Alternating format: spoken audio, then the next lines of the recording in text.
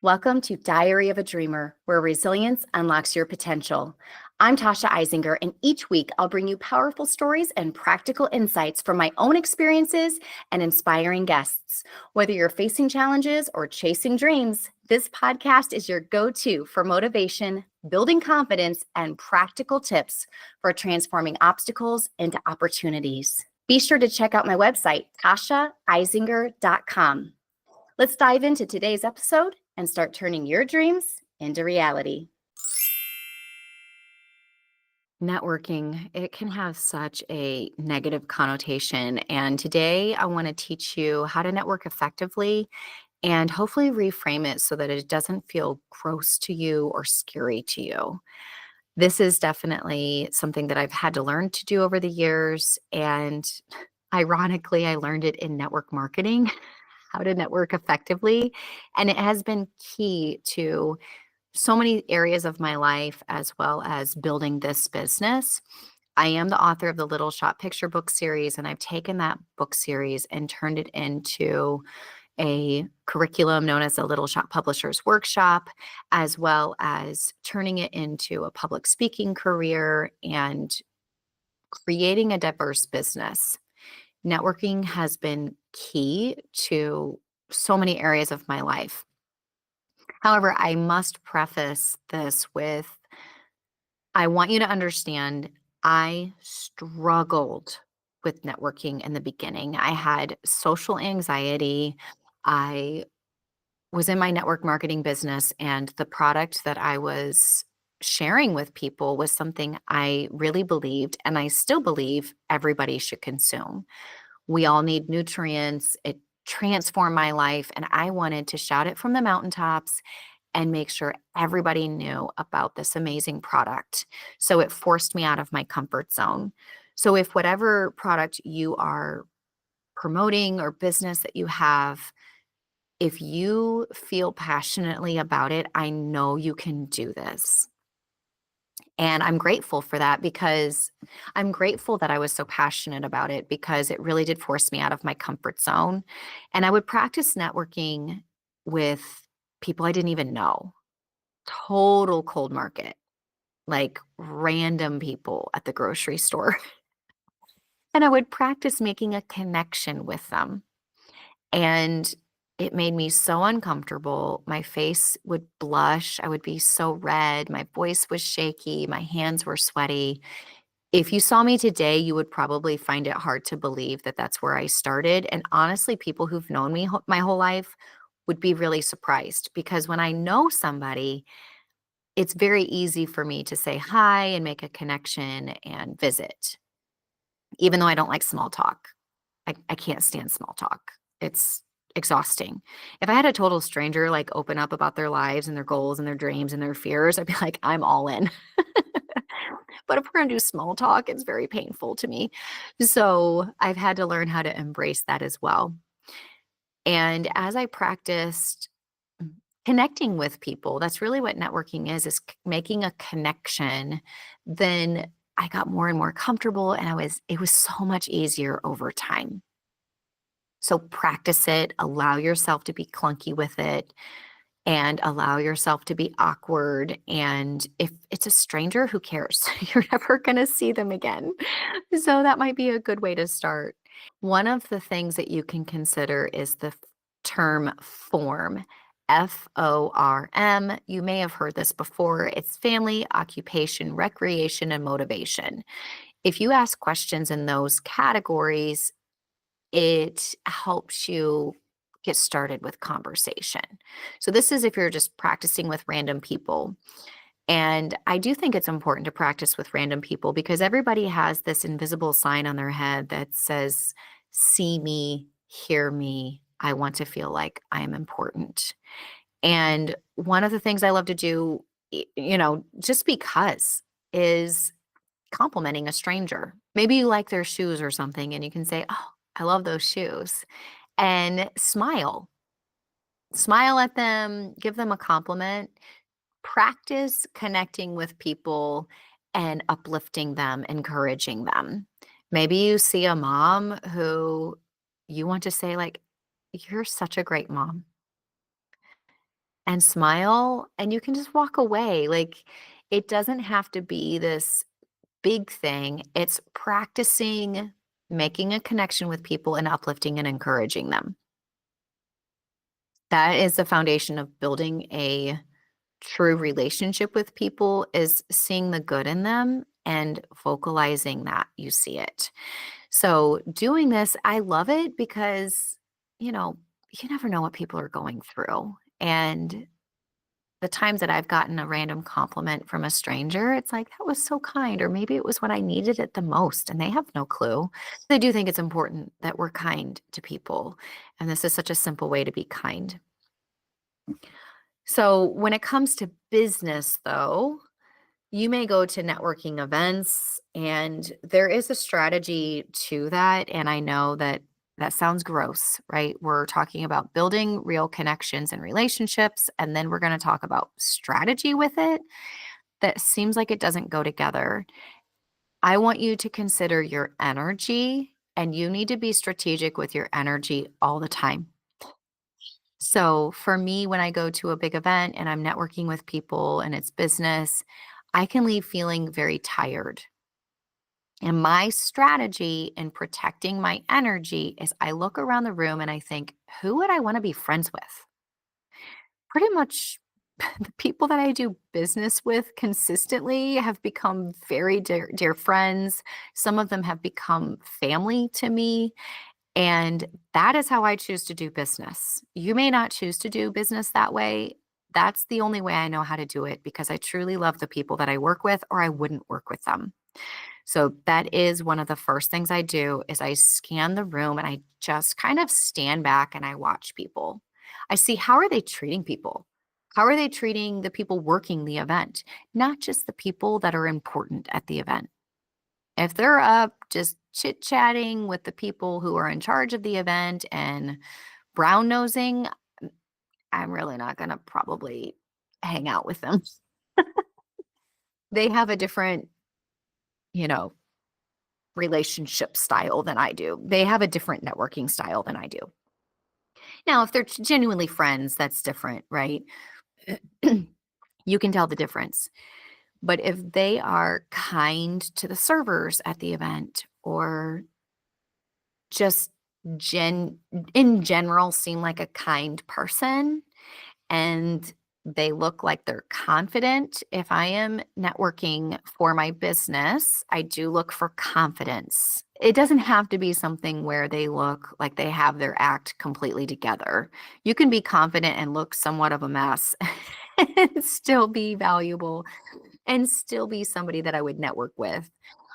But I am wanting to network with people who I think we can help each other's businesses grow. Now, when it comes to mentorship, they don't have to have confidence if I'm going to be mentoring them. Okay, so if you're not completely confident, it's okay. People will still network with you. All right. I do want to make sure that these people are kind and somebody that I would want to be friends with, because I believe that networking, when it's done best, is building genuine relationships. It needs to be a win-win where I am adding value to them and they are adding value to me. And I don't want it to feel like it's this transactional connection. Yes, there is business strategy with transactional connections. It's not my favorite. It was something that happened from time to time in network marketing. I didn't like it, especially when I thought it was a genuine connection and the other person, it was strictly transactional. That feels really gross. So if you are that kind of person, please don't network with me. I'm not that kind of person. So yes, you want it to be a win-win and a give and take and that type of thing. That should be all relationships in your life. Not that you're keeping track of, keeping score, but I am there to add value to them as well. I don't want to just take. Part of building genuine relationships with people is be curious about them. Remember the FORM, family, occupation, recreation, motivation. You can ask them questions based on that, even at a networking event. You can ask them, so what is your business? How'd you get started? And genuinely be curious about them and their business and their goals and what they're wanting to do. Of course, make sure you get a business card or their phone number, something like that. Get out your phone. What's your phone number? I would love to get together for a walk or coffee or lunch, whatever it is, a Zoom, doesn't matter. I would like to reconnect after this event. Okay. But you need to be curious about the people around you. It's so fun. So far, I really haven't met a boring person. The strangers I've met, the friends I have, everybody has such interesting stories about their lives and where they've been, where they're going, where they're at right now. Like, be curious about the people around you and find what makes them special and unique and interesting and encourage them. That's part of building genuine relationships with people. If it's just transactional, you're going to only ask business and say, okay, well, I can do this for your business. Can you do this for my business? That's strictly transactional. And listen, there's a time and a place for that, I guess. I just don't make space for that in my networking. This second step is so important, and it's maintaining relationships with effective follow up. So you've gotten this business card, you've gotten their phone number. What I have learned every event so far, I am the one who contacts them with the follow up. I'm the one that takes action. Be the person who takes action. Get out your phone and send a text like, hey, it was so great meeting you. I loved hearing about your business, or I loved hearing about XYZ. And I'm the one who, so then they remember you. Don't assume that they remember you. And then coordinate a time to meet up. You take it upon yourself. Do not wait for them to schedule with you. Do not wait for them. You take action and take full responsibility for your business and for the opportunities that come your way. So, you want to schedule that follow up.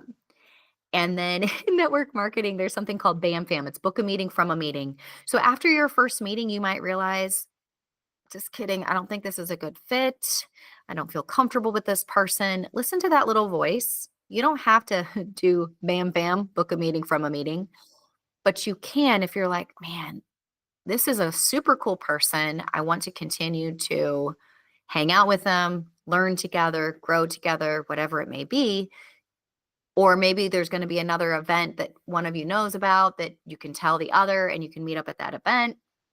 Whatever it may be, get out your phone at the end of your time together and book a meeting from a meeting. When do you want to get together again? It might be 3 months down the road. It might be 6 months down the road. It does not have to be a regular meeting time, but you want to get it on your calendar. And one of the things I tell people is, I know that our lives are very full and chaotic. I would like to get it on the calendar. We can reconnect a few weeks in advance and see if it still works. If we have to reschedule, we have to reschedule because listen, we're going out there making things happen and have very full lives. So we can always reschedule and then put it in your task list on your calendar a few weeks before to touch base. Touch base with that person and make sure that that meeting date, time, location still works.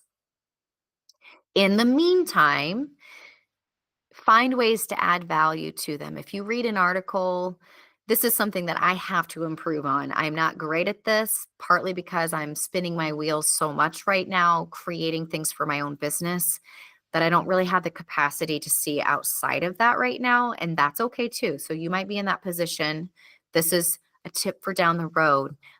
Find articles or find things that connect with them. It could even be on LinkedIn or on other social media platforms, whatever it may be that makes you think of that person and could add value to them, share it with them. Find ways to add value to them as people and in their business. That's really important. So be a good friend. Think about this isn't just about business. If at the end of the day it's only about business, I don't want to do it. because I care about people too much. And I know at the end of our lives, yes, building a strong business can be life changing. It's an income, it's a way to make an impact. But at the end of my life, I'm not going to be like, wow, I really networked in a transactional way with all those people. That felt really good. That's not what I'm going to say. I'm very confident when I'm 120 that I'm not going to be saying that. At 120, I want to look back on my life and smile and say, wow, like I made a lot of really cool friends and met interesting people and was able to make an impact with this life that I got to have, right? So you do you, but that's my mentality when it comes to maintaining those relationships. Networking, it is a mindset shift. It's a skill and a mindset shift. So you need to determine what networking means to you, and you need to decide how you want to network. You might say, Tasha, I'm totally fine with transactional connections with people and just making it about business always. I don't do business with family or friends or anything like that. I don't think that works in my business culture to, really build relationships with the people working for me. Okay, that's up to you. You're allowed to create the business that you want. That's not the way that I want to do business. So take what I have said and you may need to shift your mindset a little bit, but also know it is a skill that as you practice it, you will get more and more comfortable connecting with people and be able to do it faster. And it's actually going to become a little bit more fun. I know for me in general, on the front end, it's exhausting because sometimes you can think it's a genuine person or that it's going to be this really cool symbiotic relationship. And then you, after many, meetups and over time, you're like, wow, I did not see that coming and it did not work out well. So that part's kind of exhausting.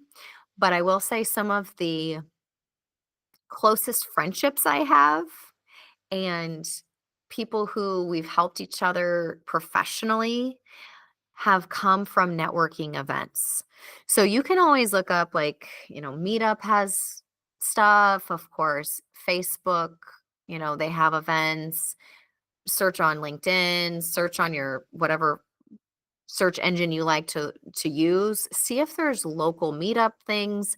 You can also become part of like your local chamber or local things. Check with your library. I think I say this on every episode. Your local library could be a really great resource. So find out what's in the area from them. If you have universities and colleges in your area that maybe have business departments, find out from them. Maybe there's things in the area. Go to things that you think are fun. It doesn't just all have to be business. Go to things that you think, wow, this is like a really cool class, or I want to learn more about this. And go to it and go make friends. It's kinda like going back to kindergarten. Go learn how to make friends. You may not be sold on the importance of networking, but there was a LinkedIn survey in 2016 that said that 85% of jobs are fulfilled through networking, and I know I experienced that when I was waiting tables at a family-owned and operated business, a local business to my hometown, and I had a regular customer who I loved his family and got to know them and everything, and he passed along my resume during a time period where teachers were really not getting hired, at least not brand new teachers, because we were competing with teachers who had been in the field for 5 years or 10 years. So he passed along my resume to the person who was in charge of the Archdiocese of Indianapolis and hiring teachers. He said, I'm not making any promises, but he passed it along and it got me an interview. Now, the interview got me the job, but it was because of forming a connection. I wasn't forming that connection thinking like this guy someday is going to help me get a job. No, I did my job as a waitress and ended up getting a job. So keep that in mind. 85% of jobs are fulfilled through networking. That's a LinkedIn survey. Harvard Business Review the same year found that it was 70%. So keep in mind, it's still a vast majority of them. Your follow-up is so important. In 2018, LinkedIn found that 70% of professionals prefer a value-added follow-up versus a check-in. So when you are doing these follow-ups, don't just say, "Hey, I wanted to check in and see how you're doing." They're gonna be like, "I'm great, thanks. How are you?" "Great. Okay, bye." And then that's it, right? So if you can add value to them based on things that they have told you, and you may not remember everything people say. So after you're meeting up with somebody, put some notes in their contact information in your phone, write it down somewhere. You could use Trello or, OneNote, a place to save information so that way you remember some of the key things that they have told you about themselves, and then you can add value and help them in their personal life or professional life. 70% of professionals prefer that. It is really important that you follow up within 24 hours of the event. Make sure that you're following up with them because that's going to significantly increase the likelihood of your continued relationship. So don't wait a week like, oh, it's a week later and I'm finally connecting with this person. No, do it either at the event or the very next day. So even if at the event you schedule a time to connect later, the next day you could say, "Hey, it was so great meeting you yesterday. I really enjoyed connecting about or visiting about XYZ. I'll see you soon," or "I'll see you on the 28th," whatever. Okay, so following up within 24 hours keeps you fresh in each other's mind and shows that you're actually looking forward to connecting with them. If you feel anxious in social settings, that's okay. Like I said, I used to as well.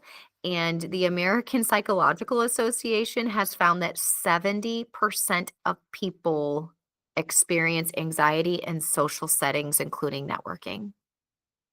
So most of the people around you are going to be anxious too.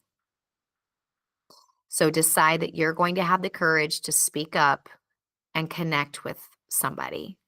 Have that courage and be willing to have humility and know that, hey, you might you might embarrass yourself a little bit, right? The words might not come out right. And you can laugh and be like, "Oh my goodness, these types of things make me so nervous." But you seem like a cool person and I wanted to come say hi. Right? Just point out the elephant in the room. If you flub over the words or if you are nervous, people are super kind when you're honest. Be the person who has the courage to speak up, have the humility to admit that you're nervous if something doesn't land right. That's totally fine. The other person will most likely say, "Yeah, these things make me so nervous too." Right? And then you're connecting on an actual human level, which is what we really ultimately want as human beings, is human connection. I certainly hope that you incorporate networking into your business schedule. It needs to be something that you're intentional about always and making time for it, and that you also go out and make friends and find ways to uplift and encourage other people. If you can do that, even if it doesn't build your business, it's going to lead to a good life. And I really hope that that's what your goal is, to have a good life. Yes, we want to build our businesses. Yes, we want to build our dreams and all of that. That's important. But at the end of the day, you want to live a life that you can smile and say, "That was a good one."